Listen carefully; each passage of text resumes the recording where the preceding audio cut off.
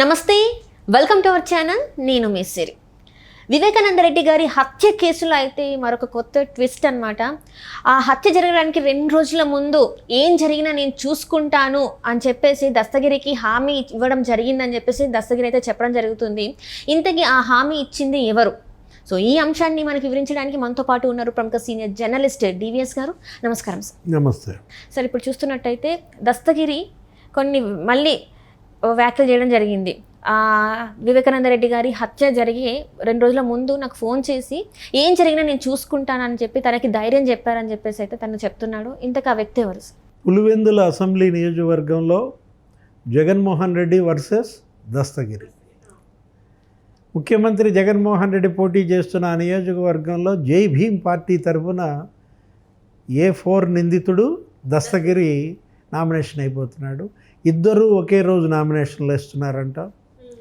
ఇలాంటి పరిస్థితుల్లో ఇద్దరి మధ్య వార్ ఆఫ్ వర్డ్స్ మనం చూసాం.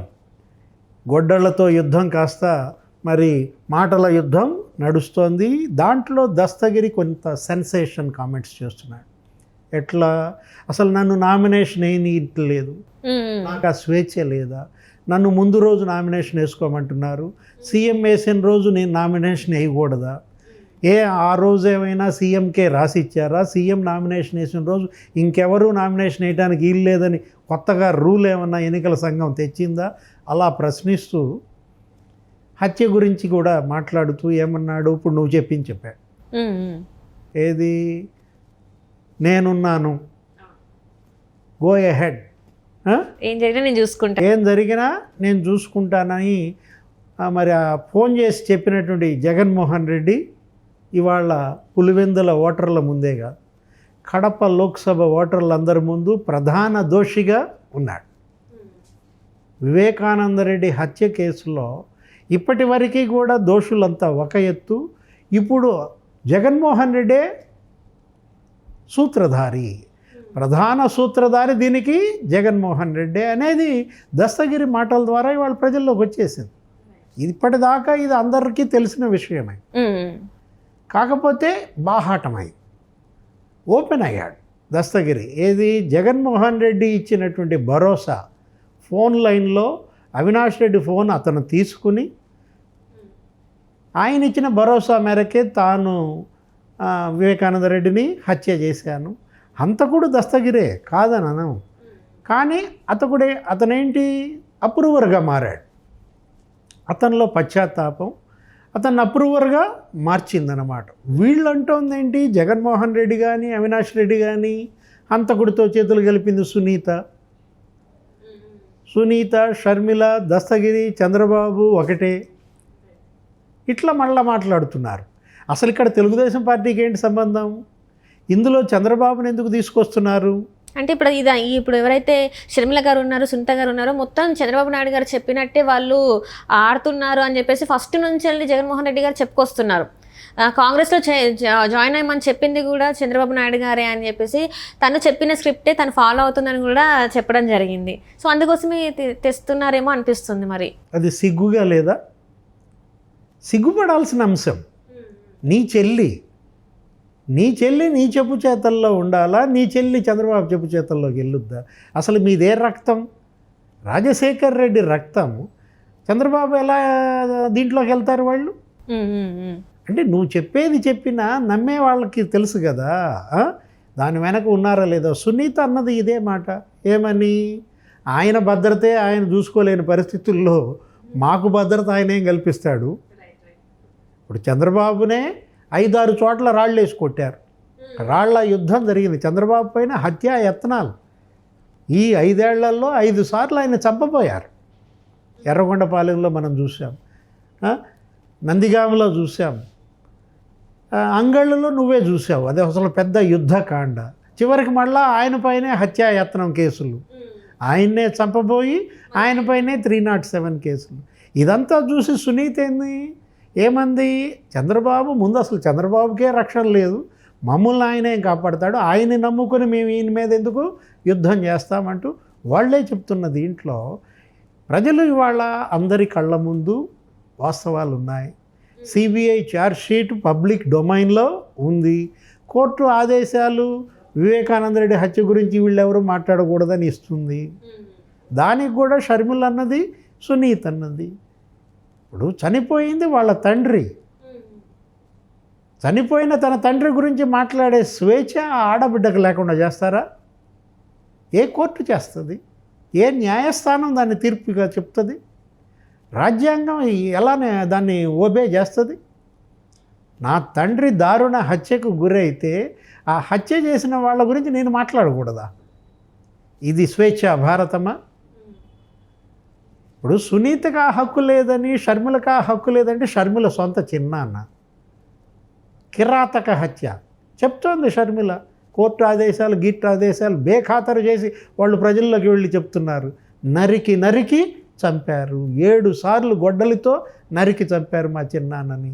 మా చిన్నాన్న ఆఖరి కోరిక ఇది. హంతకుడు గెలవకూడదు. హంతకుడి పార్టీని ఓడించండి. హంతకుల పార్టీకి, బాధితుల పార్టీకి మధ్య యుద్ధంగా వాళ్ళు వెళ్తున్నారు. హంతకుల్ని జగన్మోహన్ రెడ్డే కాపాడుతున్నాడని ఇప్పటిదాకా చెబితే, నిన్న దస్తగిరి ఏమన్నాడు? అసలు ఈ హంతకుల ముఠాకే నాయకుడు జగన్ అని చెప్తున్నారు. దీంట్లో నుంచి మరి ప్రజల్ని ఎలా మళ్ళించగలరు? ప్రజా తీర్పును మళ్ళీ ఆ విధంగా ఎలా పొందగలరు? ఇవాళ మొత్తం కడప లోక్సభ అంతా కూడా షర్మిల వైపు ఉంది. అవినాష్ రెడ్డి ఎట్టి పరిస్థితుల్లో గెలవడానికి వీల్లేదు అని కడప లోక్సభలో ప్రతి ఓటరు, ప్రతి మహిళ ఆడబిడ్డలకు రక్షణగా వెళ్తున్నారు. కొంగు చాచి కన్నీళ్లతో వాళ్ళు అడుగుతుంటే కరిగిపోయినటువంటి మహిళ ఉంటుందా? వాళ్ళకి న్యాయం చేయాల్సిన బాధ్యత కడప ఓటర్లకు లేదా? కోర్టుల చుట్టూతా తిరిగారు, స్టేషన్ల చుట్టూతా తిరిగారు. ఇంతవరకు అవినాష్ రెడ్డి అరెస్ట్ కాల. అరెస్ట్ అయినట్టుగా టెక్నికల్గా చూపించారు. జగన్మోహన్ రెడ్డి అతను అరెస్ట్ కానివ్వకుండా అడ్డం పడుతున్నాడు. మళ్ళా జగన్మోహన్ రెడ్డి ముఖ్యమంత్రి అయితే అవినాష్ రెడ్డి జైలుకు వెళ్ళడు, మళ్ళా కాపాడుతాడు.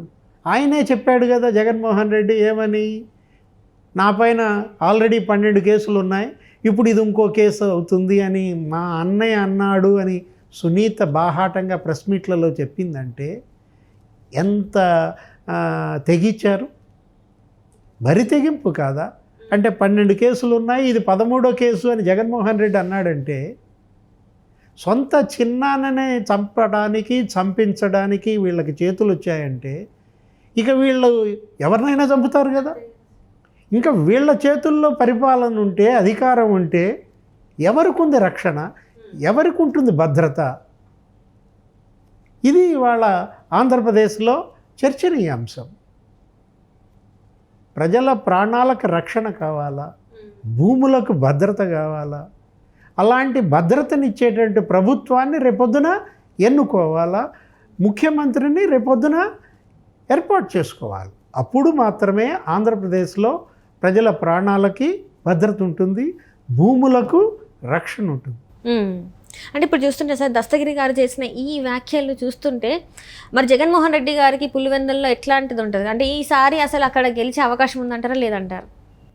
ఒక్క జగన్మోహన్ రెడ్డే కాదు, వాళ్ళు పిల్లలే చెప్తున్నారు కదా, ఆడపిల్లలు ఆ చెల్లెళ్ళే అంటున్నారు కదా, అవినాష్ రెడ్డి గెలవడానికి వీల్లేదు, అతన్ని పార్లమెంటుకు వెళ్ళనీయటానికి వీల్లేదు అని వాళ్ళు అడ్డం పడుతున్నారు. వీలైతే జగనన్నను కూడా ఓడించండి అన్నారు. వీలైతే జగనన్నను కూడా ఓడించండి అన్నారంటే అక్కడే అర్థమైపోతుంది. నిన్న జగన్మోహన్ రెడ్డి మనం విన్నాం, చూసాం, విజయనగరంలో పర్యటిస్తున్నాడు. విజయనగరంలో పర్యటిస్తూ నేను మహిళలకు ఇంత చేశా, అంత చేశా, ఇంత చేశా అంటూ మీకు ఇంత మంచి చేసిన జగనన్నకి రాఖీ కడతారా అని అడిగాడు. మీ ఇంట్లో ఇంత మంచి చేసిన జగనన్నకి రాఖీ కడతారా అనేసరికి విజయనగరం ఆడవాళ్ళంతా భయపడిపోయారు. ఏంటి, నీకు రాఖీ కట్టిన 2 చెల్లెళ్ళ పరిస్థితి మేము చూసాము, రోడ్ల పాలు అయ్యారు. ప్రతి సంవత్సరం రాఖీ కట్టింది కదా షర్మిల. ఇప్పుడు అదే షర్మిల జగన్మోహన్ రెడ్డి ఓడిపోవాలని కోరుకుంటాను. ప్రతి సంవత్సరం రాఖీ కట్టిన చెల్లే కదా సునీత కూడా జగనన్న ఓడిపోవాలంటున్నా. దీంట్లో ఇవాళ నీ చెల్లెళ్ళు రాఖీ కట్టిన వాళ్ళే నీ మీద తిరుగుబాటు చేస్తే నువ్వు మమ్మల్ని రాఖీ కట్టుతారా అని అడిగితే దడుసు వస్తున్నారు. Right sir, right. Thank you so much sir. నమస్తే.